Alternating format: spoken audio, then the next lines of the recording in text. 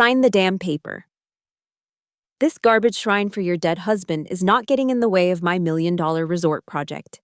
Lena, my own flesh and blood, hissed. The heel of her designer shoe ruthlessly trampled the sacred grass right in front of Caleb's memorial. In that exact moment, under the indifferent and approving eyes of my own parents, my 16-year-old nephew snatched the beret, the only thing I had left of my husband, and chucked it straight into the dry, rocky ditch. A sickening crack echoed. Gunnar, the scarred K9, who had stood shoulder to shoulder with Caleb, threw his body into the ditch to save it. When his massive frame hit the jagged rocks, bones snapping and whines of pure agony filling the air, my family didn't even flinch. My parents coldly turned away, and my sister crossed her arms, looking at the bleeding dog, and smirked. I am Samara Horn. I realize the cruelest enemies don't wear camouflage. They wear designer clothes and call you family. Let me know where you are watching this video from in the comments. Hit like and subscribe. Because exactly 3 seconds after that sick smirk, my dog taught her a lesson she would never forget, sparking a purge that stripped them down to their very last penny. But to understand how people sharing the same blood could be so ruthless, trampling over a dead man's legacy, and how this flesh and blood nightmare truly began. Let's rewind the clock to the fateful day that damn inheritance contract showed up. The smirk on Lena's face didn't even have time to fade. A heavy engine roared, tearing through the quiet suburban afternoon. Tires violently chewed up the dry gravel driveway. A matte black pickup truck skidded to a violent halt, the heavy steel bumper stopping mere inches from the pristine chrome of Lena's luxury SUV. A thick cloud of dust washed over the manicured lawn. The driver's side door slammed open. Marcus Thorne stepped out. Worn leather jacket, faded jeans. He ripped off his sunglasses. Right beside his boots, Titan let out a sound that wasn't a bark.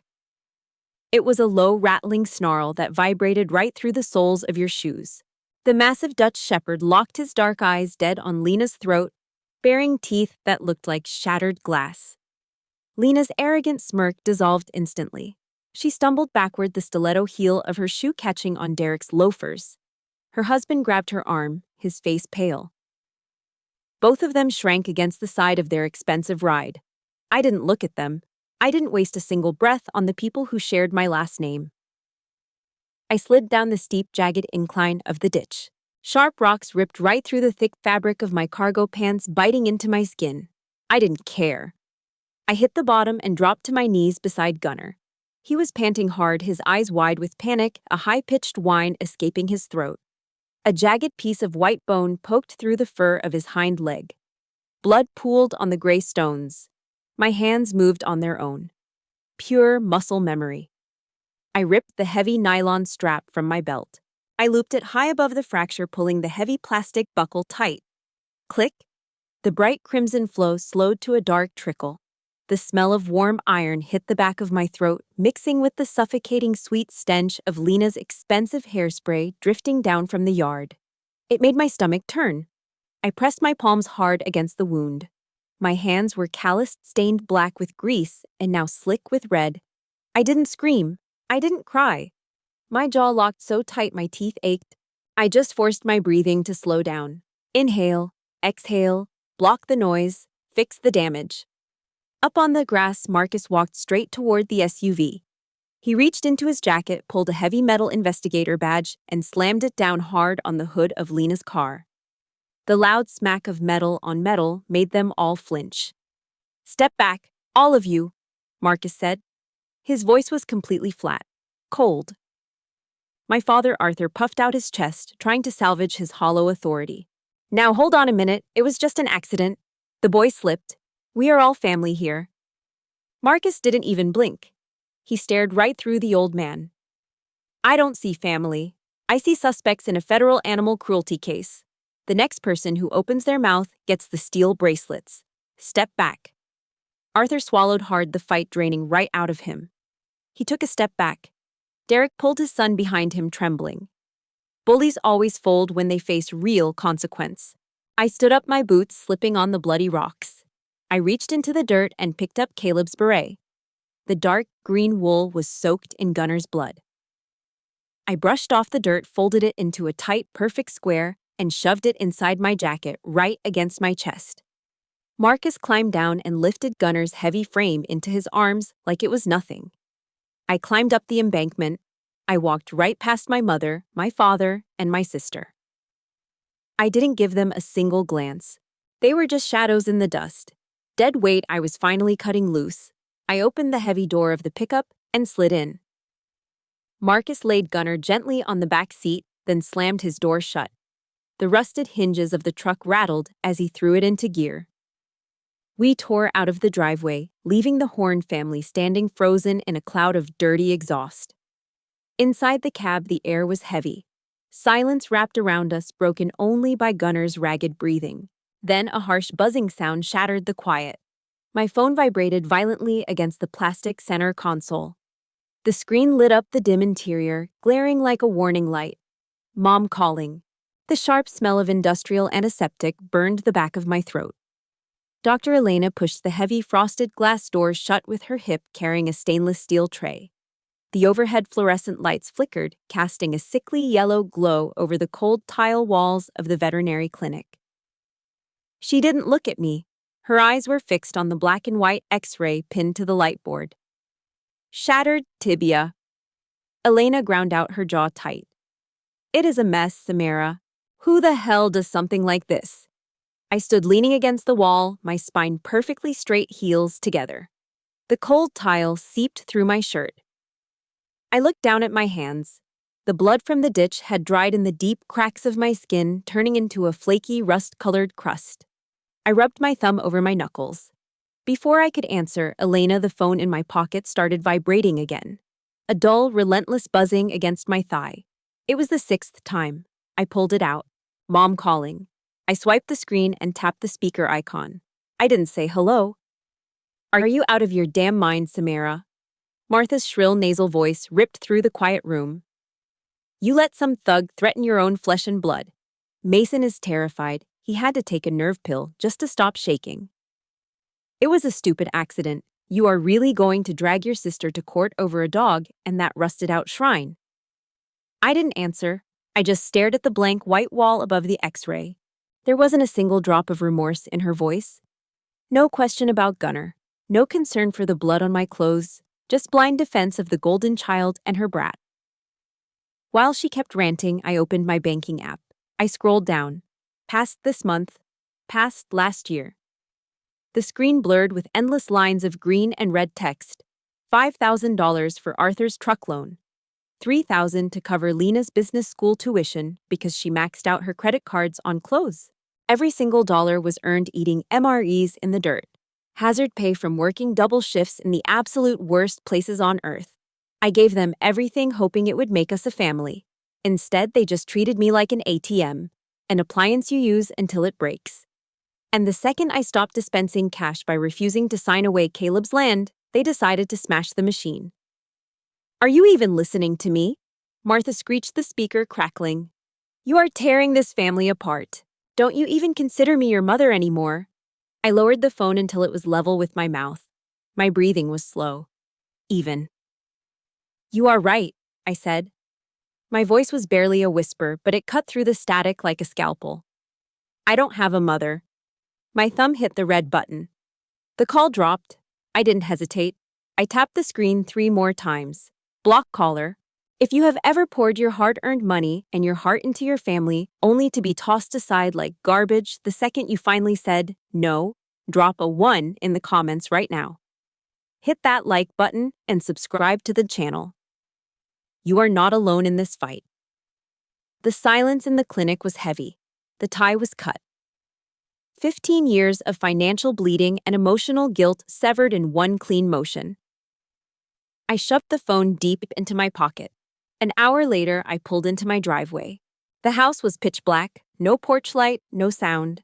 I slid the brass key into the deadbolt. The lock clicked. I pushed the heavy wooden door open and stepped inside. The air in the hallway was stale. The floorboards creaked under my boots. I stood alone in the absolute dark, staring into the empty living room. Midnight. The wooden floorboards groaned under my boots as I carried Gunner inside the cabin at the edge of the woods. His heavy frame hung limp against my chest. his back leg wrapped tight in thick white gauze. The air inside was freezing, stiff. I flicked the wall switch. A single incandescent bulb buzzed above, casting a dim, harsh yellow light across the living room.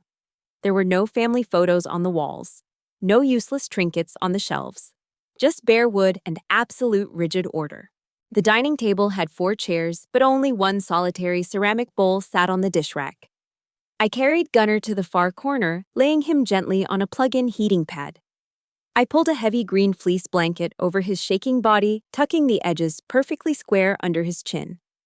My stomach cramped, a dull, hollow ache. I walked into the kitchen, ignoring the empty refrigerator. Instead, I grabbed a tin of chicken soup from the pantry. My thumb hooked the metal ring. Pop. The sharp crack echoed off the bare walls. I dumped the cold, gelatinous mess into a scratched aluminum pot on the stove, but I didn't reach for the burner knob. I went straight to the sink. I turned the cold water on full blast. I grabbed a stiff bristle brush and dug it into a block of cheap soap. I started scrubbing my hands, up and down, hard. The stiff nylon bristles dug deep under my fingernails, scraping away the dried mud and the rusted flakes of Gunnar's blood. Scrub, rinse, repeat. I kept my eyes locked on the rusted steel drain, watching the pink water swirl down into the dark. 10 miles away, Lena and Derek were probably pouring expensive French wine into crystal glasses, laughing in their heated luxury living room. Meanwhile, I was standing in a freezing, drafty cabin where I had to patch the leaking roof with tar myself, washing the blood of my own dog off my calloused hands. I turned the water off. I grabbed a rough towel, drying my hands until the skin was red and raw. I didn't bother heating the soup. I just carried the cold aluminum pot to the wooden table and sat down in the absolute quiet. With my left hand, I spooned the cold, salty broth into my mouth. With my right, I reached across the table and pulled a heavy metal box toward me. The latch snapped open with a sharp click. There was no ammunition inside, just Caleb's bronze medals resting on faded velvet. I pulled a rough canvas rag from my pocket. I picked up the first medal. I began to wipe it down. The repetitive circular motion was completely mechanical, precise, flawless. This was the routine. This was how I kept the walls of this empty house from closing in on me. The dull clink of the heavy bronze against the wood was the only heartbeat left in this room. Caleb's legacy, my anchor in the dirt. I set the first metal down, picked up the second. The fabric rubbed against the metal. The digital clock on the oven flashed 2 a.m. Thud, thud, thud. 3 heavy, violent strikes against the front door. The sound tore through the quiet house like a hammer hitting glass. Gunnar lifted his heavy head from the heating pad. A low, vibrating growl rumbled deep in his chest. I didn't gasp. I didn't jump. I set the canvas rag down. I reached my right hand under the edge of the wooden dining table. My fingers brushed the cold, hard plastic grip of the Glock mounted in the hidden bracket. I pulled it free. I stood up, my boots making zero noise against the floorboards. I pressed my back flat against the wall next to the door. I raised the weapon, keeping it tight against my chest, my breathing completely flat. I leaned over and pressed my eye against the peephole. My eyes narrowed. The person standing on my dark porch wasn't my sister. It wasn't my parents. It was a face that changed the entire game. I lowered the gun. The deadbolt clicked loud in the silent house as I pulled the heavy door open. Marcus stood on the freezing porch. Flakes of snow melted into the dark, worn leather of his jacket. The faint smell of stale tobacco and cold exhaust fumes drifted in with him. He didn't offer a fake, pitying smile. He didn't ask, "Are you okay?" like people do when they don't actually want to hear the answer. Instead, he stepped inside and dropped a heavy canvas duffel bag onto the floorboards with a dull thud. In his left hand, a cardboard tray held 2 large, steaming cups of gas station coffee. "Lock it," he grunted, nodding toward the door. I pushed it shut, sliding the deadbolt back home.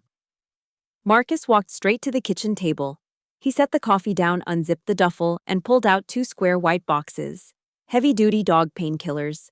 Next, he pulled out a matte black cardboard box, a civilian outdoor security camera set.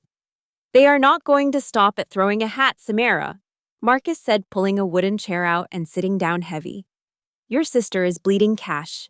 Her real estate partners are squeezing her on that resort deadline. I pushed the judge for a restraining order tonight. Denied. The local cops see this as a civil family dispute. You have to secure the garden yourself. I stared at the cardboard coffee cup. My hand reached out, wrapping around the thin paper.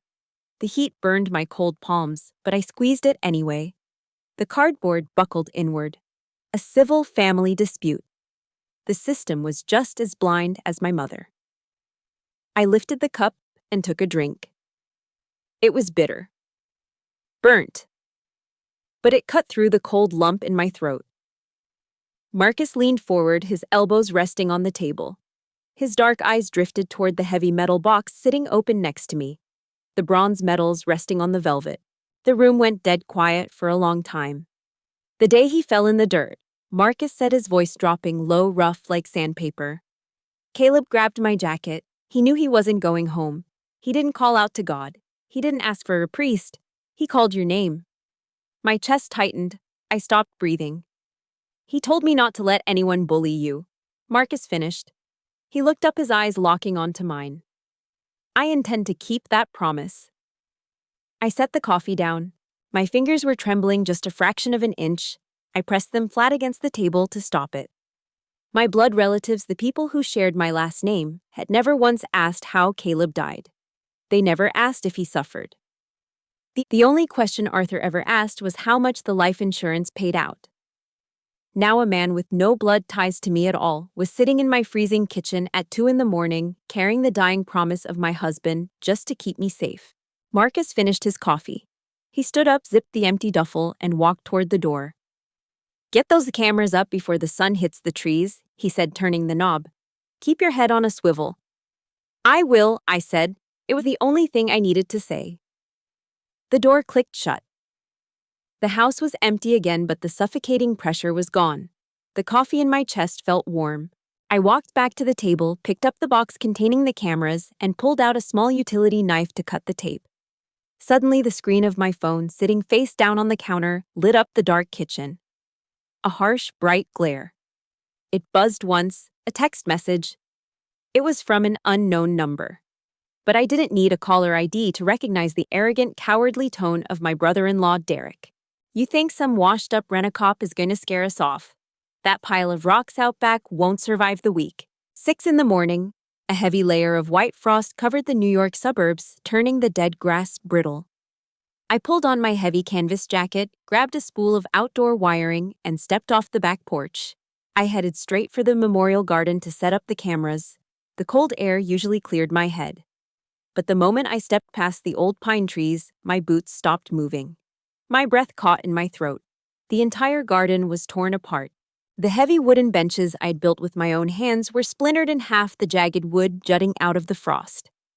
The flag of the United States, folded and encased just yesterday, was ripped from its wooden pole. It lay half buried in the freezing, churned-up mud covered in dirty boot prints. But that was not the worst of it. I looked toward the center. The granite wall carrying Caleb's name, and the names of the men who fell with him, was completely defaced. A violent wet red covered the gray stone. Huge distorted letters screamed right into my face, "Sign or starve." They had taken a can of cheap industrial spray paint to Caleb's face. The smiling portrait behind the thick glass was ruined by a thick, jagged red line slashed right across his eyes. The harsh chemical fumes of the wet paint mixed with the freezing morning mist, stinging the inside of my nose. I didn't scream. I didn't drop to my knees and cry. My emotions just flatlined. Pure, absolute zero. I walked forward, my boots sinking into the ruined mud. I pulled off my leather work gloves, dropping them into the dirt. I reached into my jacket pocket and pulled out a rough canvas rag.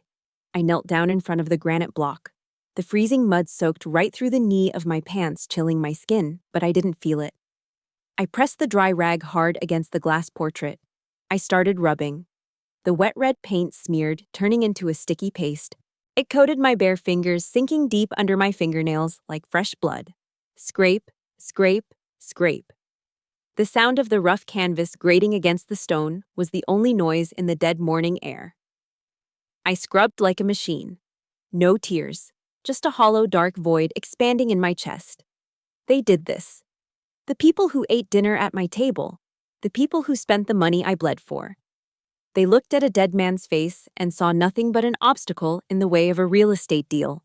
If you have ever had your heart completely broken by the sheer cruelty of the people you call family, drop a 2 in the comments right now.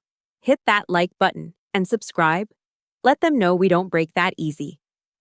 I moved my hand down to scrub the base of the granite block. My knuckles brushed against something hard hidden in the trampled grass. I stopped. I pushed the frozen mud aside. There, half buried in the dirt, was a crushed energy drink can. Right next to it laid a heavy silver Zippo lighter. I picked it up. My thumb rubbed the mud off the polished metal casing. 2 letters were deeply engraved on the front. M.V. Mason Vance. My 16-year-old nephew. Lena didn't hire some street thugs to do her dirty work. They didn't pay a crew to trash my yard. My sister, my brother-in-law, and my nephew came out here in the middle of the night, giggling in the dark, and desecrated a grave themselves. I closed my fist around the cold metal of the lighter. I squeezed it until the sharp edges bit into my palm. The thick blue veins on the back of my hand pushed against my skin. I stood up slowly, wiping the red paint off my fingers onto my jeans. The hollow void in my chest was gone. It was replaced by something else, something cold, precise, and completely unforgiving. I stood up from the frozen mud. My knee joints popped in the biting cold. I wiped the cheap, wet red paint off my thumb onto the rough canvas of my pants. With my clean hand, I pulled my phone from my pocket and dialed Lena's number. It barely rang once before she answered. Well, well, look who is calling. Lena's voice dragged through the speaker, thick with smug satisfaction. In the background, I heard Derek laughing, the clinking of heavy glass, and the loud, obnoxious drone of a morning television show. Sleep on it, big sister. Finally ready to sign that contract. I didn't answer right away. Every breath I took turned into a thick cloud of white vapor in the freezing air. I raised the silver Zippo lighter close to the phone's microphone. My thumb caught the edge of the lid. Clink. I struck the flint wheel. A harsh, grinding spark hissed into the quiet morning. Derek's laughter died instantly. The clinking of glasses stopped. The heavy silence on the other end of the line was absolute perfection. I bought this Zippo with my winter heating allowance, I said. My voice was a dead calm, a flat line. I gave it to Mason for his 16th birthday last month. Now it is sitting in the mud next to Caleb's grave covered in wet red paint. The line crackled. Lena didn't speak. Instead, I heard a violent shuffling sound like the phone was being ripped from someone's hand. You listen to me right now. Martha's shrill, panicky voice exploded through the speaker. She must have been at their house drinking coffee in their heated kitchen while I was kneeling in the freezing dirt. Do not try to pin this on my grandson. You are making things up. You are trying to frame a child just to hold on to a worthless piece of dirt. 15 years. 15 years of working double shifts, eating cold food, and sending money home to keep a roof over their heads, only to listen to my mother defend the teenager who just desecrated my husband's memorial. The anger inside me didn't boil over. It froze solid. Listen to me very carefully, I said, dropping the volume of my voice so low it barely registered above a whisper, but it carried the weight of a sledgehammer. I am done biting my tongue. From this exact second forward, any person who steps foot on this property is not family. They are a trespasser. You think the cops care about a little spray paint? Lena shrieked, snatching the phone back from our mother. The panic in her voice was morphing into desperate, ugly defiance. You have no proof, you cannot touch us. I hit the red button. The call ended. I didn't owe her another syllable. I looked around the ruined garden, the splintered wood, the slashed portrait, the American flag trampled in the freezing mud. No proof. She was right. A dropped lighter wasn't enough to put them behind bars. I needed to catch them with their hands covered in dirt. I needed to let them think they had won just long enough for their arrogance to make them careless. I opened my phone again. I bypassed my contacts list and dialed a number I'd memorized a long time ago. A private direct line. The phone rang twice. General Sterling speaking, a deep, gravelly voice answered. Calm, authoritative. The sound of a man who didn't deal in hollow threats, only calculated results. I stared at the red paint dripping down the granite stone. The cold air burned my lungs. "Sir," I said, my voice completely steady. "I need your help setting a trap." Noon. A blacked-out debadged SUV crunched over the gravel driveway. General Sterling and Marcus stepped out. No greetings, no hollow small talk. They moved to the rear hatch and hauled out two heavy aluminum cases packed with high-end commercial-grade electronics. Sterling walked over to the edge of the tree line. He stood there for a long time, looking at the splintered wood, the mud-stained flag and the red paint smeared across Caleb's face. He slowly shook his head, his face hardening into granite. "I have seen mercenaries with more honor than this," Sterling said, his voice quiet but heavy. He turned to look at me. "Do what you have to do, Samara. You have my full backing." We went to work. The silence between us was precise, efficient. Marcus climbed the old pine trees bordering the garden, zip-tying small weatherproof infrared cameras deep inside the thick branches. I sat on the frozen ground near the shattered granite block. The acrid smell of melting rosin burned my nose as I used a portable soldering iron to wire a directional microphone straight into a crack in the stone. Every wire was hidden. Every signal was heavily encrypted and fed directly to a thick, ruggedized laptop set up on my dining room table. By sunset, the trap was set. "They need to think you packed up and ran," I told Sterling, washing the grease off my hands at the kitchen sink. "If they think the house is empty, greed will make them careless." I grabbed an empty duffel bag and tossed it into the back of Sterling's SUV. I lifted Gunnar, careful of his splint, and laid him on the warm back seat. Sterling got behind the wheel. Marcus rode shotgun. They pulled out of the driveway, their taillights fading down the road. The house looked entirely abandoned. The windows were black. The driveway was empty. But I hadn't left. I had slipped back in through the mudroom door before they even hit the main road. I sat in the dark living room, a heavy stun gun resting on my thigh. The cold air seeped through the floorboards, biting at my ankles, but I didn't move. I kept my eyes locked on the laptop screen. 2:00 a.m. The digital clock in the corner of the screen rolled over. I picked up a mug of black coffee. It was ice cold, bitter. A faint electronic chirp broke the silence. Motion detected. My eyes snapped to the screen. The grainy, cold green display of the infrared camera showed movement at the edge of the tree line. A bright white thermal bloom pushed through the dark. A vehicle. It was Lena's luxury SUV. It rolled slowly over the dead grass, completely blacked out. No headlights, no brake lights. Just the heavy crunch of tires on frost. The car stopped. The doors opened. 3 figures stepped out into the freezing air. Lena, Derek, Mason. My pulse slowed down to a heavy, methodical thud. I leaned closer to the screen. I expected to see them holding baseball bats or more cans of cheap spray paint to finish trashing the stone. But they were not carrying paint. Through the green filter of the night vision, I watched Derek walk to the back of the SUV. He popped the trunk and hauled out 2 heavy square plastic jugs. Even through the grainy feed, I could see the thick liquid sloshing heavily against the plastic walls inside. They weren't here to deface Caleb's grave again. They were here to burn the evidence, the stone, and the surrounding trees, right down to the ash. I reached down and gripped the handle of the stun gun.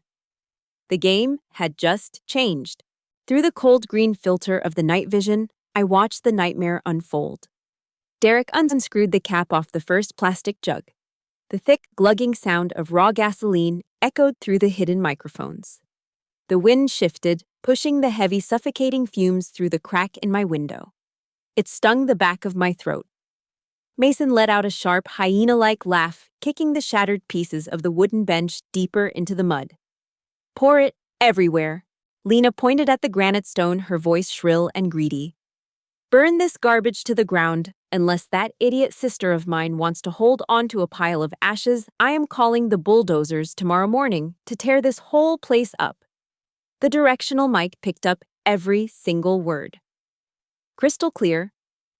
Derek emptied the second jug over the center of the memorial.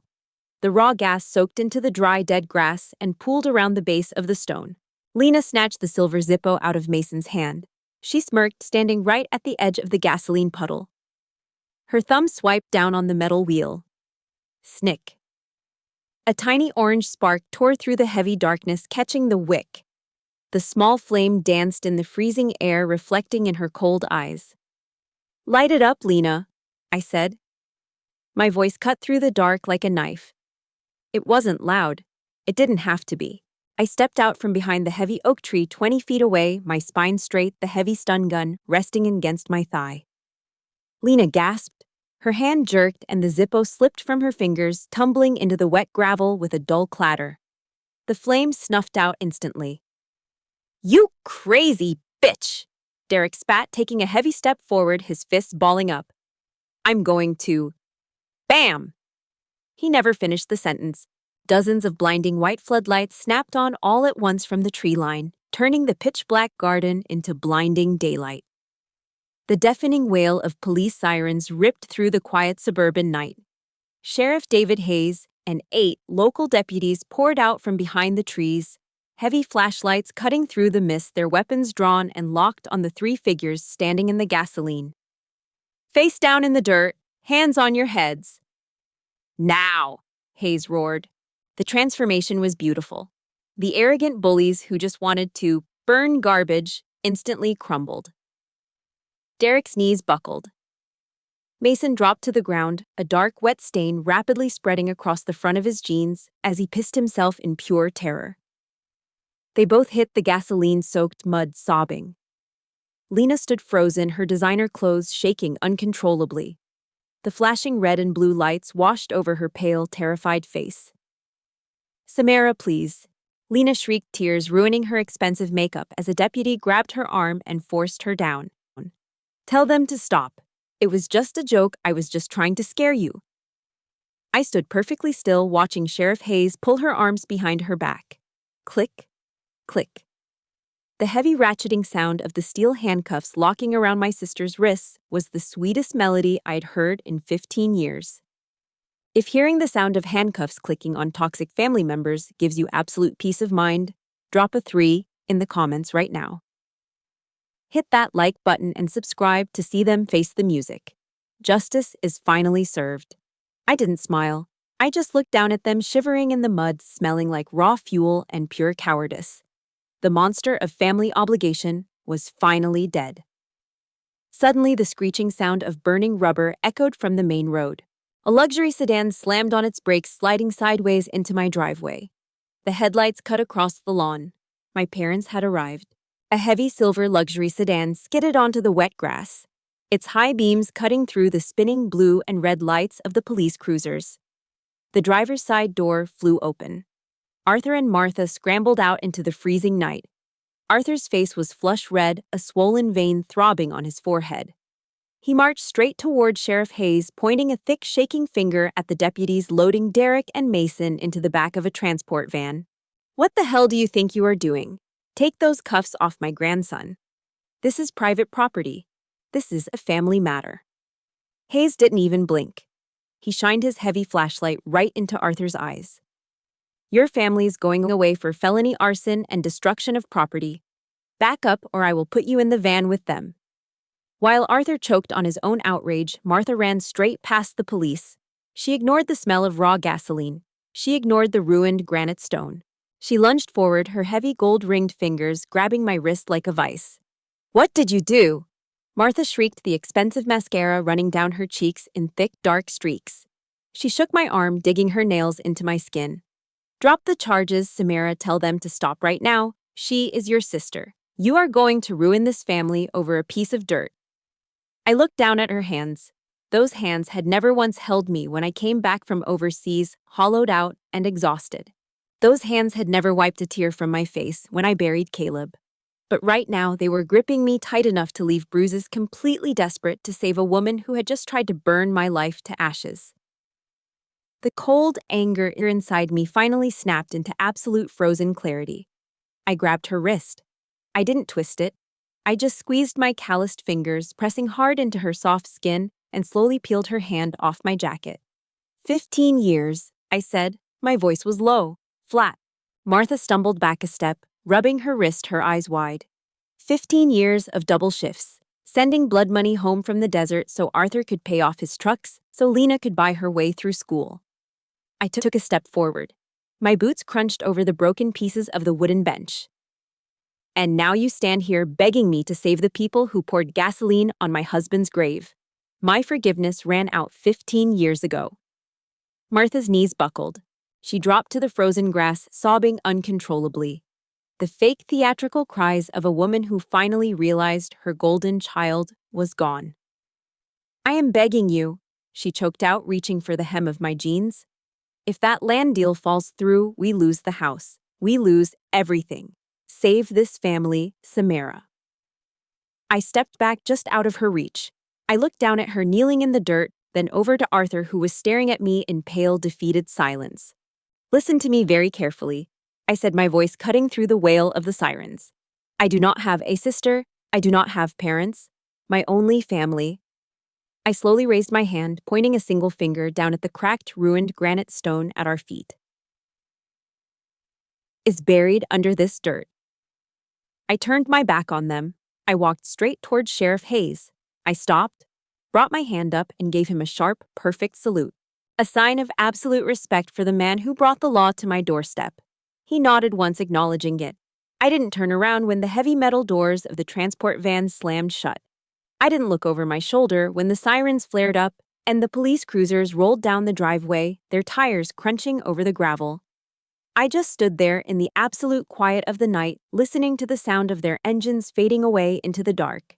1 month later, the video feed from the infrared cameras hit the local news networks. It spread like a brush fire. The legal system did not show an ounce of mercy. Lena and Derek were indicted on multiple federal charges, including felony arson and the destruction of a memorial. The judge denied bail. They went straight into county lockup, trading their luxury SUV for a concrete cell and a stainless steel toilet. Mason was sent to a juvenile detention center. Without Derek's income and with Lena's real estate license permanently revoked, the money dried up overnight. The bank foreclosed on their house. My parents, Arthur and Martha, had poured every dime of their retirement and leveraged their own home to back Lena's doomed resort project. The bank took that too. They packed what little they had left into a rusted moving truck and left town in the middle of the night, driven out by the absolute disgust of their own neighbors. I didn't feel sorry for them. I didn't feel anything for them. They were ghosts. The story of the ruined garden caught the attention of Sarah Jenkins, the director of a local veterans charity. She made one phone call. That was all it took. The next morning, dozens of pickup trucks lined the dirt road leading to my property. I stood on the porch watching men and women I'd never met pull wheelbarrows, bags of concrete, and heavy wooden planks from their truck beds. There were no contracts signed, no money exchanged, just calloused hands gripping shovels and an unspoken understanding of what needed to be done. They worked from sunrise to sunset. They dug up the poisoned dirt.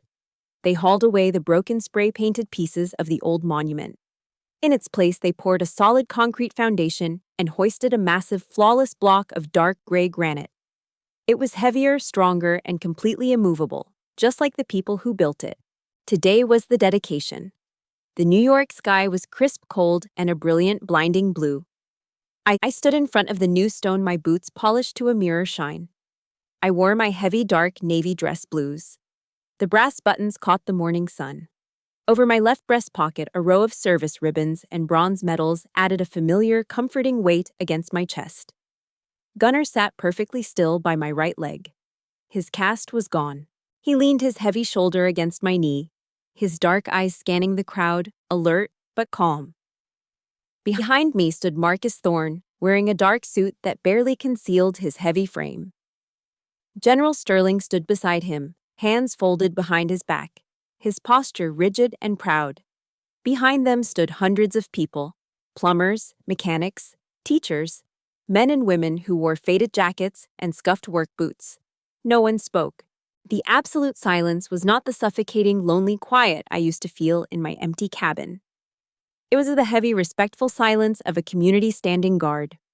A lone bagpiper stood near the tree line. He filled his lungs. The slow, deep, mournful wail of Amazing Grace drifted over the frost-covered grass, echoing into the cold air. I looked up at the new American flag snapping in the wind at the top of the steel pole. For 15 years, I'd believed that blood was a binding contract. I thought that sharing a last name meant you had to endure the manipulation, the financial bleeding, and the sheer cruelty just to avoid being alone in the dark. I was wrong. I lowered my eyes from the flag and looked at the crowd behind me. I looked at Marcus. I looked at Sarah. I looked at the strangers who had hauled concrete with bleeding hands to honor a man they never knew. Family is not the people who share your blood but are perfectly willing to watch you burn for a profit.